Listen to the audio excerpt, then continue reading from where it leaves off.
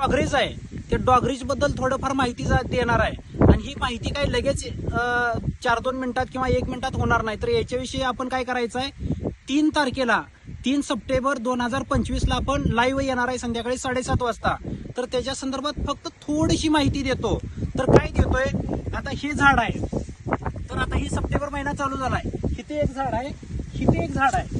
आता इथं जर बघितलं तर इथं पण झाड आहे, आणि हे जर झाड बघितलं तर हे काय आहे, सगळा काय आहे डिफरन्स आहे. आणि हे जर बघितलं तर हे आता काय होतंय, हे डोळं भरायला येत आहे.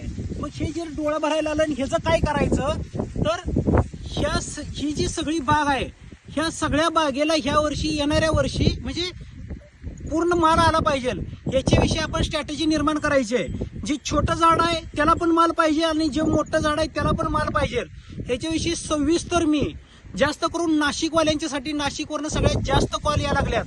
तर आणि बाकीचे पण एरियातनं जे कॉल येतात, सांगली असू दे, सोलापूर असू दे, नगर असू दे, ह्या सगळ्यांच्यासाठी आपण युट्यूबला रात्री 3 सप्टेंबर 2025 ला आपण लाईव्ह येणार आहे संध्याकाळी 7:30 वाजता. फक्त ग्राफ्टिंग संदर्भातच प्रश्न विचारा, इतर प्रश्न विचारू नका. जास्तीत जास्त वेळ द्यायचा प्रयत्न करतोय. आणि ही छोटी झाडं सुद्धा आपल्याला डोळं भरायला येतात, नाही आली तरी त्याच्यावर मालाला आणायला येतात, याची मी तुम्हाला खात्री देतो.